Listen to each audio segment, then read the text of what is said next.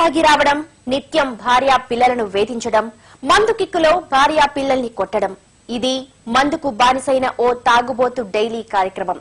గత కొద్ది సంవత్సరాల నుంచి కాశీరాం ఇదే కార్యక్రమంగా పెట్టుకున్నాడు. సహనం నశించిన భార్యా పిల్లలు ఒక డెసిషన్ తీసుకున్నారు. అంతే, కాశీరాం చెంపలు విమాన మోత మోగాయి. రెచ్చిపోయి కాశీరాం తాట తీశారు.